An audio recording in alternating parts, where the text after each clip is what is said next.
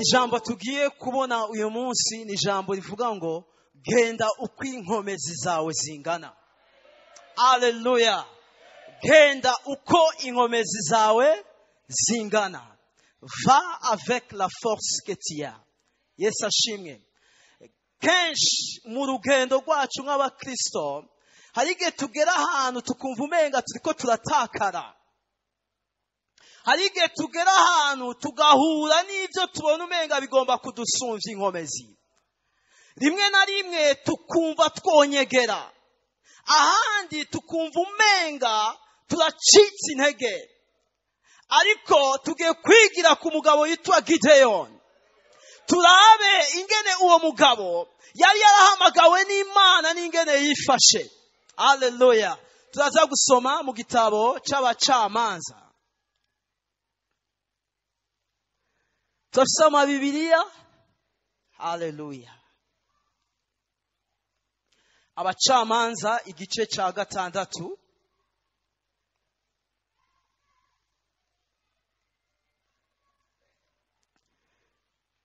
Turahera ku murongo wa 11.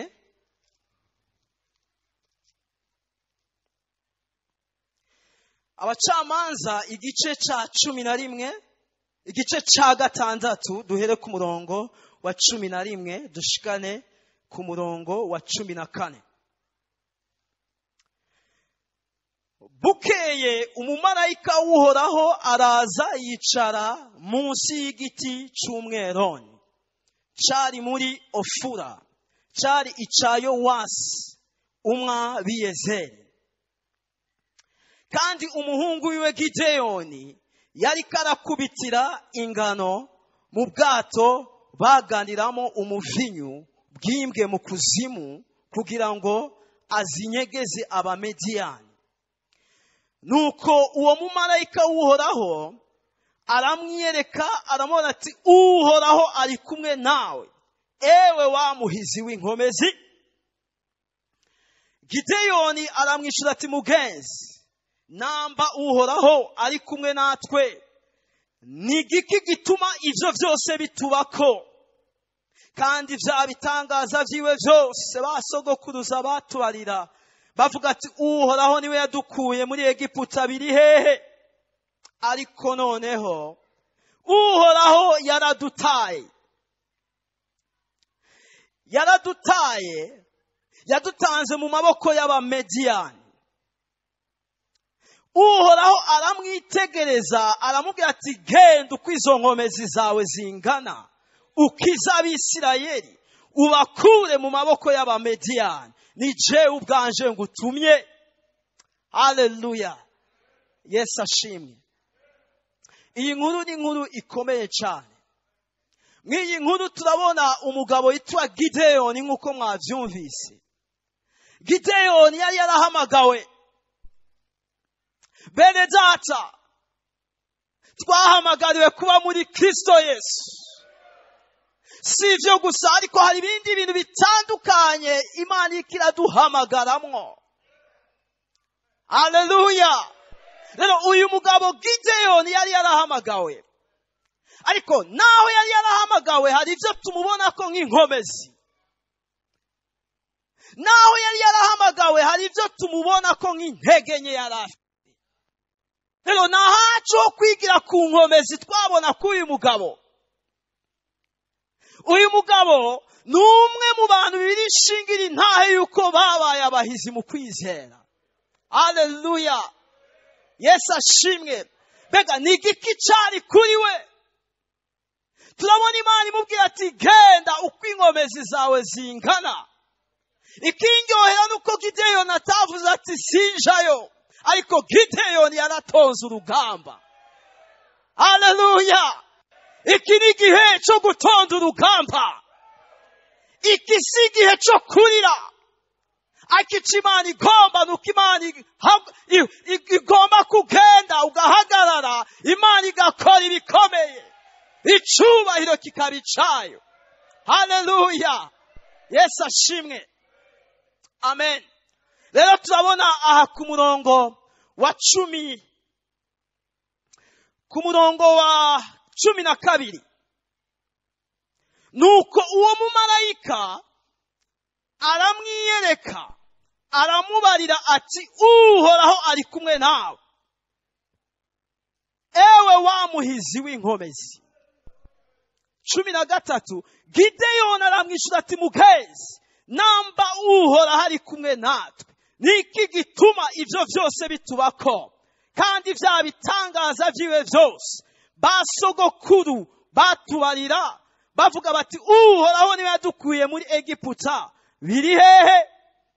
Ariko noneho uhoraho yaradutaye, yadutanze mu maboko y'Abamediyani. Zimwe mu nkomezi mbona kuri Gideyoni, Gideyoni yari afise umutwaro. Haleluya. Yesu ashimwe. Il avait un fardeau. Hagati mu kibazo ndabona Gideyoni afise umutwaro. Izi ni zimwe mu nkomezi dukeneye nk'ishengero. Rero hagati mu kibazo, iyo atamutwaro uhari, nahinduka rihaba. Icerekana yuko ibintu bizohinduka n'umutwaro ufise. Gideyoni afise agashavu k'ibiriko biraba. Gideyoni ntanezerejwe n'ibiriko biraba. Nibyo hejuru ubu bwoko Imana yari yabushize mu maboko y'Abamediyani kubera icaha. Ako Gideyoni nariko aravuga ati, ni twebwe. Gideyoni nariko aravuga ati, nta kundi. Mu kanwa ka Gideyoni havamwo ijambo rivuga ati, uhoraho yadutaye, yaturekuye mu maboko y'Abamediyani. Rero zimwe mu nkomezi y'umugabo afise umutwaro. Mwene data, umutwaro wawe nuwahe? Ishengero rirashobora kuba ryuzuye, mbwa ugasanga abantu nta mutwaro bagira. Umuryango ashobora kuba wuzuye ibibazo, ugasanga muri uwo muryango nta mutwaro uhari. Haleluya. Hagati mu kibazo harakenewe umutwaro. Yesu ashimwe. Kubera iki? Iyo atamutwaro uhari nta kizokoreka. Iyo atamutwaro uhari nahinduka risoba. Bene data, ibintu bikomeye biva mu mutwaro. Haleluya. Mu mutwaro habamo ibikomeye. Umuvyeyi navyara atatwaye inda. Yesu ashimwe. Mbega ni iki witeguriye ko kizovuka? Ndashaka kumenya umutwaro wawe. Ico uzobejo kiva mu mutwaro ufise uyu munsi. Haleluya. Ibintu bidasanzwe biva mu mutwaro. Yesu ashimwe. Ubuzima bw'abantu batagira umutwaro bwama kwa kundi. Ibihe by'abantu batagira umutwaro byama ari bya bindi. Ahantu hatari umutwaro hama hasa kwa kundi. Mugabo ahantu hari umutwaro haraba ihinduka. Haleluya. Je kugutera intege. Gideyoni yari afise umutwaro. Yarababajwe n'ingene ihanga ribaho. Gira umutwaro mwene data. Gira umutwaro wo guheba ubusambanyi. Gira umutwaro wo kugaburira umuryango. Hari abantu badafise umutwaro. Abana bakaburara nta mutwaro. Iyumvira umupapa atagira umutwaro. Ndabwira abagabo bari hano, mugira umutwaro. Haleluya. Ndabwira mwene data wese ari ngaho, ugira umutwaro. Haleluya. Ugira umutwaro. Yesu ashimwe. Mu mutwaro havamo ibikomeye. Gideyoni yari afise umutwaro. Ikinyereka ko bizohinduka n'umutwaro. Gira umutwaro wo gukira. Yesu ashimwe. Gira umutwaro wo kubohoka. Haleluya. Gira umutwaro wo kubona umuryango wugaye wugurutse. Gira umutwaro wo kubona ahatari inzira Imana ihaca inzira. Haleluya. gira umutwaro kubona ibihe byahindutse. Bene data, aha turi siho twami. Yesu ashimwe. Ariko kandi isaha gusa hariho n'ahandi. Haleluya. Gira umutwaro. Bashaka kukubwira ngo wewe tubiraje ariko vuga ati Imana izobikora. Haleluya. Yesu ashimwe. Umbwire mugenzi wawe ati umutwaro wawe nuwahe mwaka kanya? Inzara yawe ni yahe? Inyota yawe ni yahe? Amarira yawe na yahe? Faduto wibungenze iki? Umuntu wese agomba kuba sico yibungenze. Haleluya. Wagomba kuba sico wibungenze. Amezi 3 ndibungenze. Amezi 4 ndibungenze. Ku kwezi kw'icenda ndavyara. Haleluya. Ugire ico wibungenze. Witegurire kuvyara. Amen. Yesu ashimwe. Ikindi tubona kuri Gideyoni nk'inkomezi, turakibona aha ku murongo wa 12 nyene. Umurongo wa 13 tuvuga ati Gideyoni aramwishura ati mugenzi, namba uhora ari kumwe natwe, niki gituma ivyo vyose bitubako? Kandi vya bitangaza oya hasiho shaka. Ku murongo wa 12 nuko uwo mumarayika uhoraho aramwiyereka, aramati uhoraho ari kumwe nawe, ewe wa muhizi w'inkomezi. Imana ibona Gideyoni iravuga ati ewe wa muhizi w'inkomezi. Haleluya. Ese Imana yokurari ikavuga ati ndabona umuhizi. Ndabona umuhizi muri MK. Ndabona umuhizi mw'ifaye. Ndabona umuhizi mwaka karere. Reka karitsiye mu buryo bw'impwemu bavuga ati hariho umuhizi. Haleluya. Reka aho ukorera bavuga ati turafise umuhizi. Imana ibwira Gideyoni iti ewe wa muhizi w'inkomezi. Kubera iki? Naho Abisirayeli bari mu kibazo gikomeye, uyu mugabo Gideyoni hari icyo ariko arakora. Bariza mugenza bati hagati mu kibazo uri gukora iki? Iyo niyo ngorane nyamukuri hari. Burya ingorane si vyabaye. Oya. Ingorane si ingorane. Ingorane si kibazo. Ingorane igihe abantu banyegeye. Nyeguruka. Jahabona. Ja ku musozi. Nyeguruka. Haleluya. Igihe abandi bari mu myobo, igihe abandi binyegeje, Gideyoni ile exceptionnel. Irese yo gukubitira ingano mu mwobo. Ikintu kidasanzwe. Imana ibwira Gideyoni ngewe wa muhizi w'inkomezi. Imana ntiyamwihezeko. Gideyoni yari umuhizi. Kuko Gideyoni igihe abandi binyegeje irese yo kubitunga umuryango. Mu gukubitira ingano mu mwobo. N'inyuma yo kuzikubita irese yo gusokoroka akaraba hari akazuba akanikira.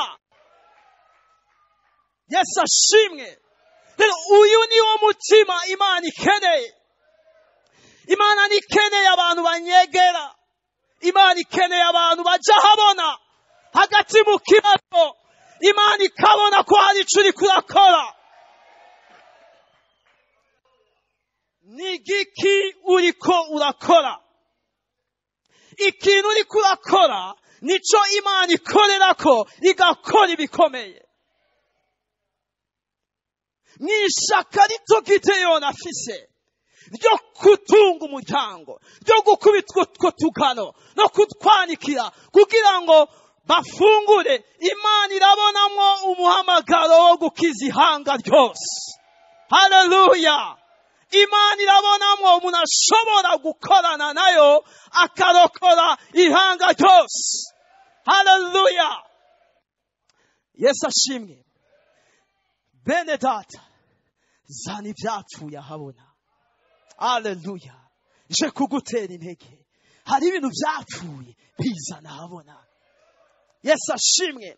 Ikibazo gihari nuko ibyapfuye byanyegejwe, ibyapfuye byanatawe. Ugice Imana ishaka nuko ibyansi utabita. Ibyansi warabitaye, ariko umunsi Imana ivuga ati bizane.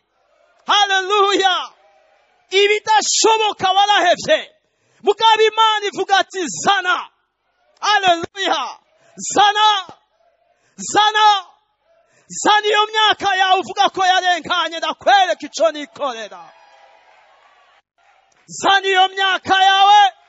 Benshi bafashe imyaka yabo barata ngo yabaye akaheze. Zana imyaka yawe. Haleluya. Zana uwo mwana wawe uvuga ko vyansi Imana igira ico yikorera. Hariho ibintu vyabitswe, hari amadosiye anyegejwe mu matiwari, kurayo. Zanira Imana igire ico yikorera. Haleluya. Amen. Nibiki wabitse? Haleluya. Nibiki wanyegeje? Imana ikeneye uko tuzana ivyo vyose vyapfuye, ivyo vyose vyanse, ivyo vyose vyakwamye, ivyo vyose vyahagaze mu kibazo. Imana irakeneye kumva ijwi ryo gusenga kwawe. Benshi bariko bararira. Burya umuntu agishoboye gusenga nakwiriye kurira. Reka kurira igihe ugishoboye gusenga. Gideyoni naho ibintu bitoroshe, ireseyo kwiyentegra honyene. Haleluya. Haleluya. Ndiko ndabwira abantu banyekeye, kuko babona yuko atakikivamo. Mu kanwa ka Gideyoni nihavamo ti hasigaye ko dupfa. Benshi bariko bavuga ati hasigaye ko dupfa. Ninde yakubwiye ko hasigaye kupfa? Ntuzopfa uzobaho. Haleluya. Benshi bavuga ati byaraheze karabaye. Ninde yakubwiye ko kabaye? Benshi baravuga ngo nta kikivamwo. Ndakubwira ngo hari kizovamwo. Haleluya. Siza abo turi kumwe, ariko zana ivyononekaye Imana iragira icikuyemwo. Haleluya. Nigiki wahevye? Nihehe wacikiye intege? Nihehe watakariye? Haleluya. Igihe abandi binyegeje, igihe abandi bari mu myobo, igihe abandi babona yuko atagisigaye ari ugupfa, turabona umugabo w'umuhizi. Haleluya. Ataruka ari ihangange, ariko nuko hagati mu kibazo hari ico ariko arakora. Haleluya. Hari ico ariko arakora. Mwene data, Imana nizokorera ku vyo utazanye wewe. Imana yiteguye gukorera ku vyo wazanye. Haleluya. Burya hari abantu ibibazo biza bikabakubita bagatembagara, ariko hari abandi ikibazo kiza cyabakubita bagatembagara n'isengesho. Tembagara n'isengesho. Tembagara na gusenga. Gwana gusenga. Gwa usenga. Temba usenga. Haleluya. Uyu mugabo Gideyoni naho bitoroshe. Haleluya. Ntariko aragenda uko, ariko il fait face à la situation. Arafise ico ariko arakora. Amen. Imana ntivyayinaniye. Nuko twabikuye ku meza. Garukana ku meza y'Imana. Imana ntiyavuze ngo nibishoboka. Nuko twabivuyemo. Bene data, abantu biyonjorora Imana nikorana nabo. mu gihe bikomeye imana ikeneye abantu b'abahizi. Haleluya. mu gihe abandi babona ko kabaye imana irakeneye abantu b'abahizi. Yesu ashimwe. igihe urugamba rushushe aho abandi basubira inyuma imana ikeneye ababandanya. ube mu babandanya. vuga ati ndashaka kuba mu babandanya. Haleluya. Yesu ashimwe. uyu munsi uze kuzana caka indine. hari ikintu wataye, hari ikintu wemeye ariko gitegerezwa kumera. uyu munsi ukizane. Haleluya. hamubwira imana ati mana ngibi ndabizanye, ngibi ndabizanye. rero tubona Gideyoni yari umuntu afite umutwaro bwa mbere. yari afite agashavu ko kubona ibintu bihinduka. ariko si ibyo gusa, yari afite n'icyo ariko arakora hagati mu kibazo. Haleluya. Yesu ashimwe. iruhande y'inkomezi Gideyoni yari afise, Gideyoni hari ibyo yagaragaza nk'intege nke. Yesu ashimwe. ubundi Imana nikorana n'abantu b'abasuperimani. oya, Imana nikorana n'abantu baza bikubita ku gifuwa. umuhamagaro w'Imana si uw'abajenerali. umuhamagaro w'Imana si uw'abamarishali. iki ni igihe turi ko tumva abajenero mu bwami bw'Imana bahehe. ko abagabo Imana yakoresheje ari abagabo baje baciye bugufi. guca bugufi ni ikimenyetso cya mbere cyo gukoreshwa n'Imana. Haleluya. ubundi Imana imaze kumva ibyo Gideyoni avuga, Imana byarayinezereje. kuko bivuga ngo aramwitegereza ati uyu mugabo. Haleluya. mw'uyu mugabo, uyu nyene aciye bugufi, ndabona ko ari umuhizi naho afise intege nke. uyu mugabo. Haleluya. Yesu ashimwe. rero Gideyoni yari afise intege nke zimwe dutegerezwa gusirimonta kugira ngo twavanse. kuko imbere y'uko Gideyoni agenda hari inzitizi zimwe yagomba kurengana. imbere y'uko agenda nk'uko inkomezi ziwe zingana, hari inzitizi zimwe yari afise yagomba kurengana.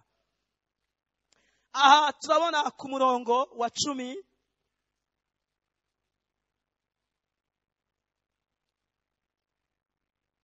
ku murongo wa 14, uhoraho aramwitegereza aramubwira ati genda uko izo nkomezi zawe zingana, ukize Abisirayeli, ubakure mu maboko y'Abamediyani. ni jewe ubwanje ngutumye. 15 aramwishyura ati mbega Abisirayeli nobakizane ga mwami wanje? umuryango wacu kari ukengeretse mu muryango wa Manase, nanje nk'abandi umuhererezi. Gideyoni yari afise inzitizi z'ingene yiyumvira.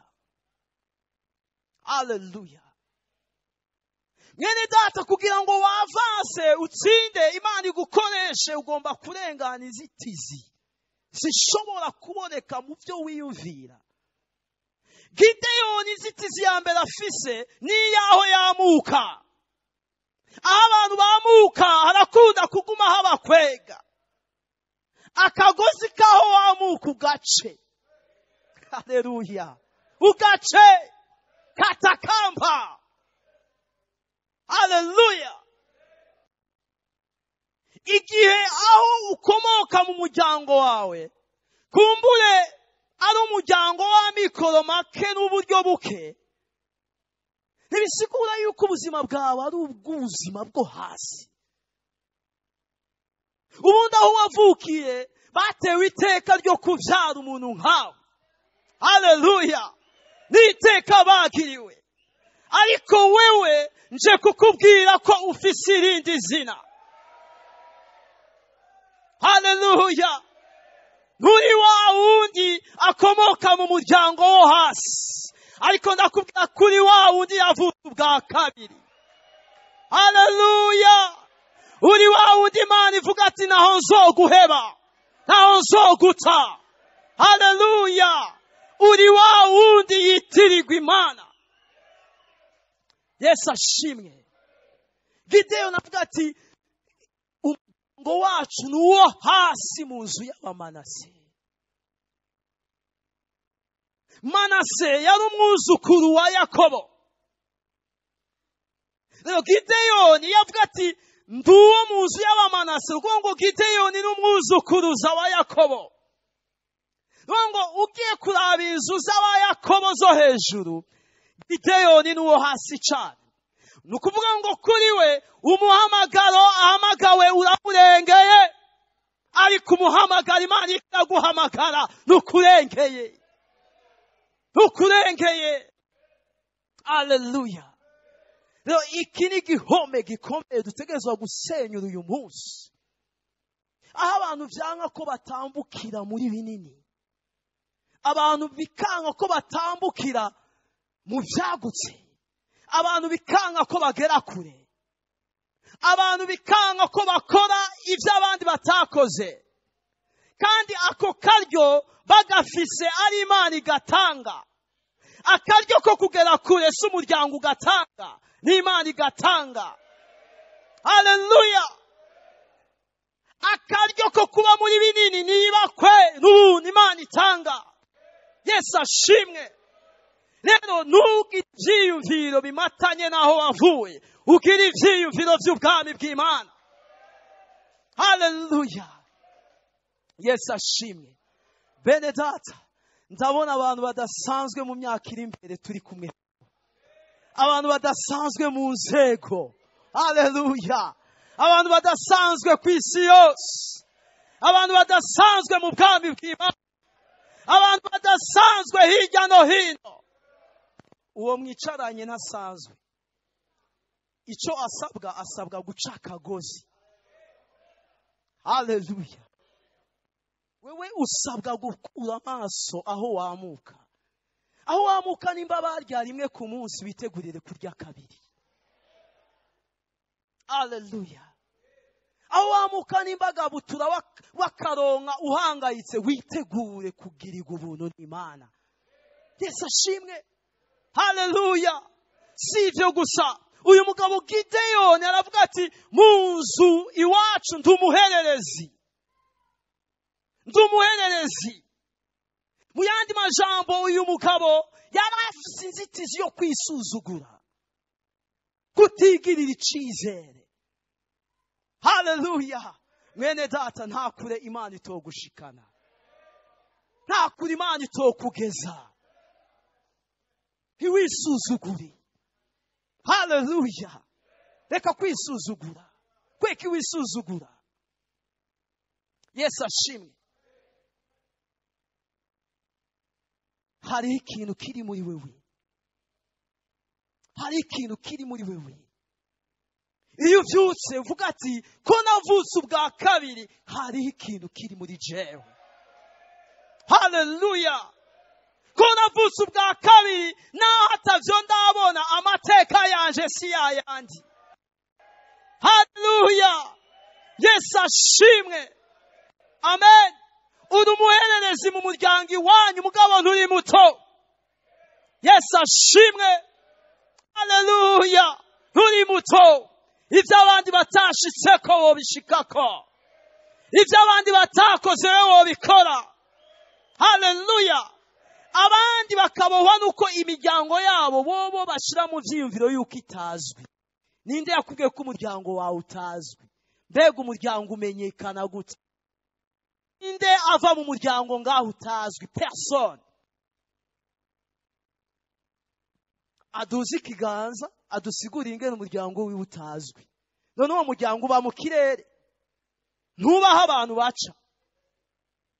Izo ni inzitizi zo mu bwenge. Haleluya. Uyu munsi tuvuga ngo ni umwana hehe, umwana imwaro. Bisigura iki? Mu yandi majambo, tudafashe ukuboko ntidushobora kugera kure. iyo ni imyuka mibi y'amangetengete iragashira mu izina rya Yesu. Ntidukeneye abantu ngo tugere kure, dukeneye ubuntu bw'Imana ngo tugere kure.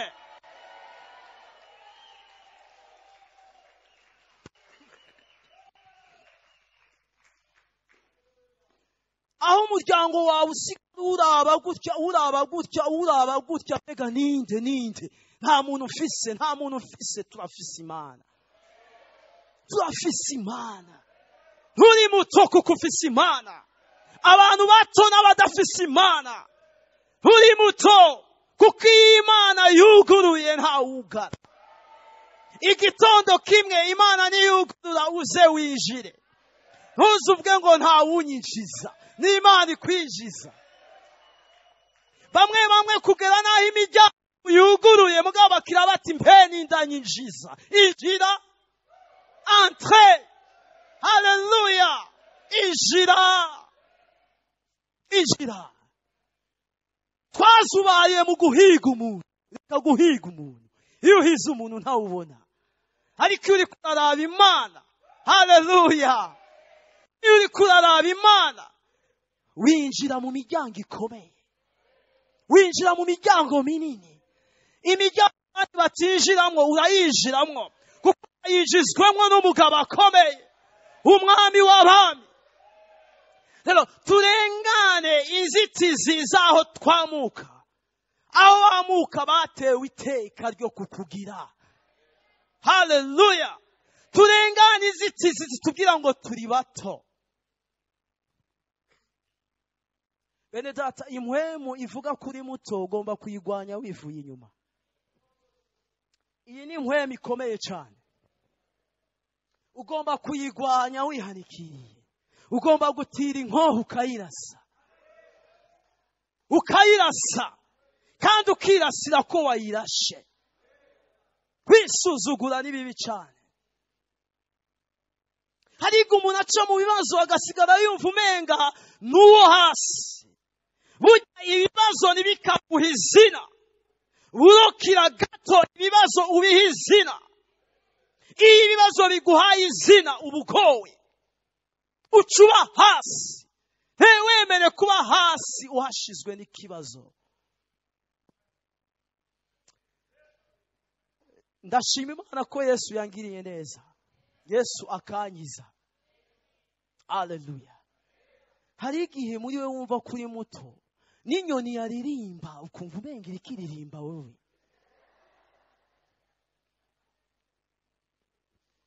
Birabaho. Haleluya. N'umuntu yaguca katakubonye ukavuga ati eba ndasuzuguritse kweli. Oya. Haleluya. Birashika umuntu akaguma atera inyoni zihagarare hirya no hino ngo uzamubonye. Inyoni ntizikubona. Yesu ashimwe. Haleluya. Amen.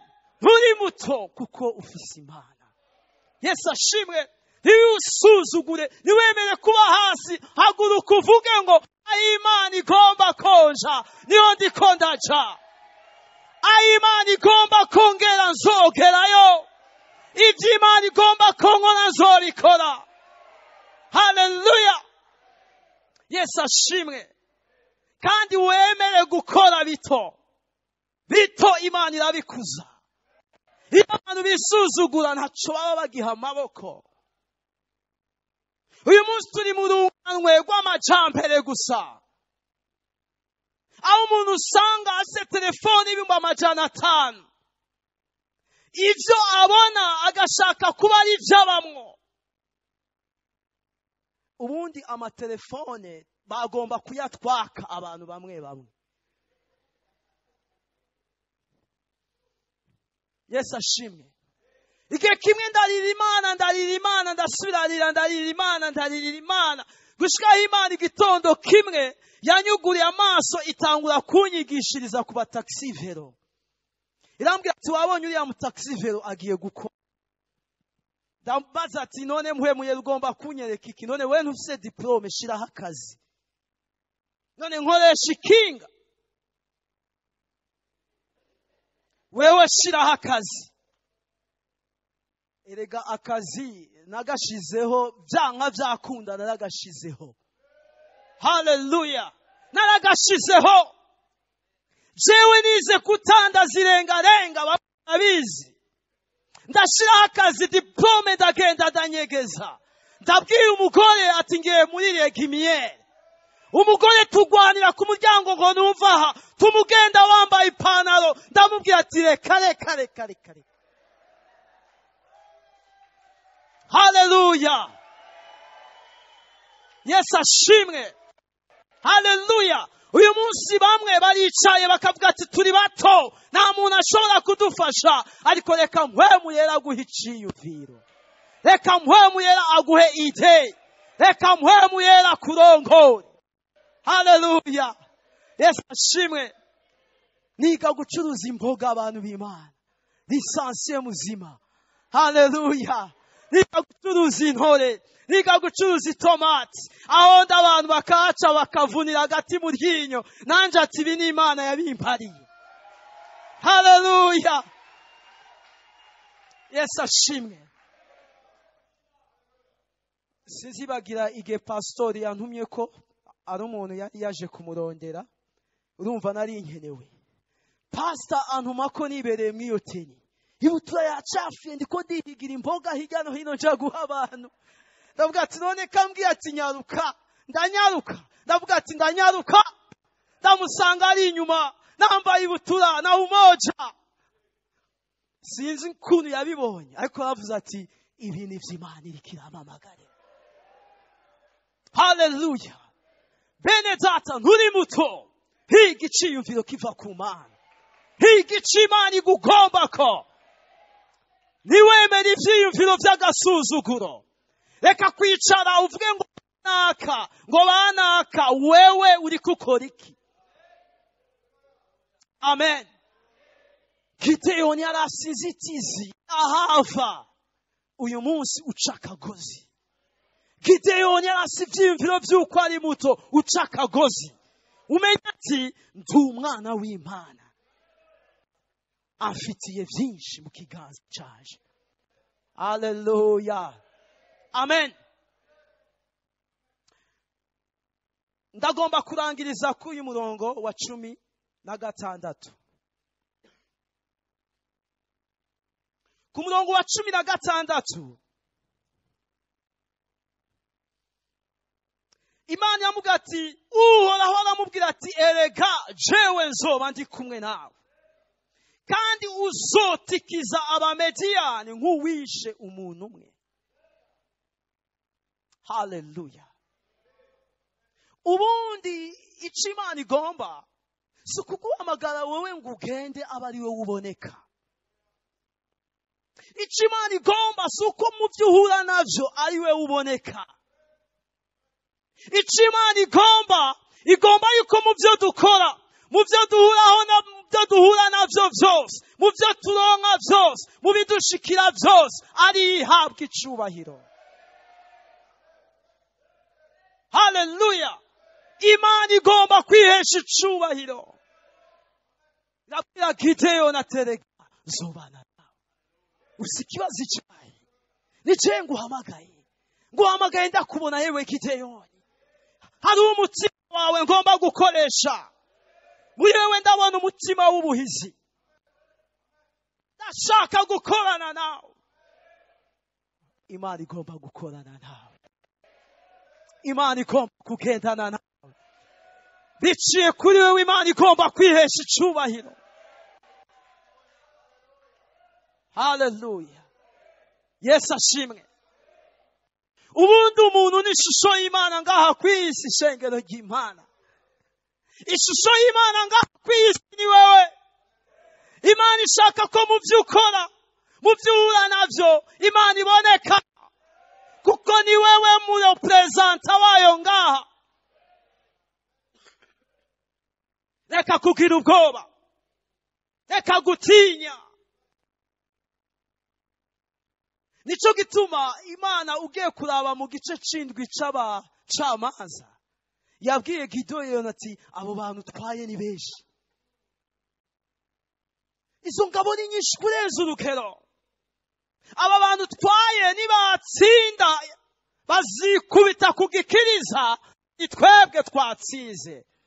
Ndagomba ko abo bantu tubagabanya. Bwira abantu bafite ubwoba batahe. Mu ngabo 32,000 abafise ubwoba baba 22,000 baca barataha. Reka kugira ubwoba. Imana nigendana n'abafise ubwoba. Imana ibwira Gideon ati kuramo abantu bafise ubwoba. Iyumvire ahagurukanye ingabo 32,000, mugabo harimo abantu 22,000 bafise ubwoba. None iyo ntambara wumva itari yakajagari. Mu 10,000 bisigaye Imana amubwira ati naho turacabakuramwo Gideon. Abantu ugomba kujana nabo n'abagabo 300 gusa. Haleluya. Mu yandi majambo, icubahiro ni ic'Imana. Icubahiro ni ic'Imana. Baramanuka abagabo 1,000 bageze ku mugezi. Imana ikuramo 9,700 hasigara 300 gusa. Abo ni Imana yakoresheje yihesha icubahiro mw'iri hanga ry'Abisirayeli rikoranye n'umugabo yitwa Gideon. Haleluya. Bene data, reka Imana yihesha icubahiro. Haleluya. Amen. Sinzi ibyo uri kurahura navyo. Zana ibyo wataye. Zana ibyo wabitse. Imana igomba kwigaragaza. Abikorino ba kabiri.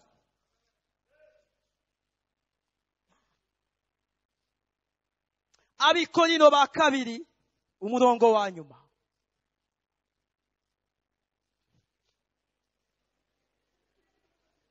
N'umurongo wa nyuma wo gusoma mu Bikorino ba kabiri.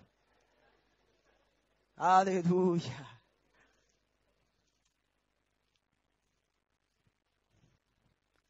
Abikorino ba kabiri igice ca 4 umurongo w'indwi.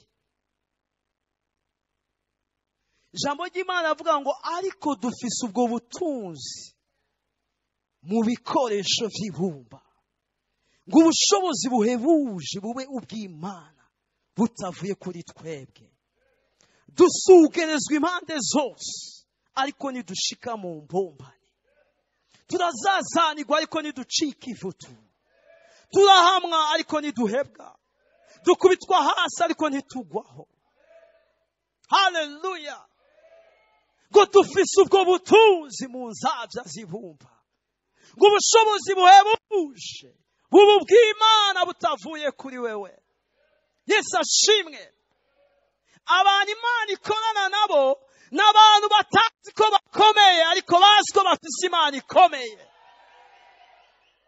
Imana nigendana n'abantu bazi ko bakomeye, bazi ko ari bonyene, si bonyene, ni Imana yo mwijuru ikomeye. Haleluya. Pawulo avuga ati dufise ubwo butunzi, twebwe ubwacu abantu buntu, ariko hari ubutunzi dufise. Hari ubushobozi buri muri twebwe, ubushobozi buhebuje n'ubw'Imana ariko si ubw'iwacu. Abantu nk'abo bazi ko hari Imana iri muri bo n'ubushobozi budasanzwe ikoreshereza muri bo, ngo barasugerezwa. Ariko ngiyo basugerejwe, ngiyo bakubiswe hasi ntibashika hasi, ko ngo hari kibavyutsa. Haleluya. Ngo bakubitwa mu mbone ariko ntibashikayo. Kama abantu begamiye umugabo akomeye. Haleluya. Mwene data, genda uko inkomezi zawe zingana. Haleluya. Hari Imana iguhamagaye, hari Imana igomba gukorana nawe, hari Imana igomba kugucira inzira. Iyi Imana irakomeye.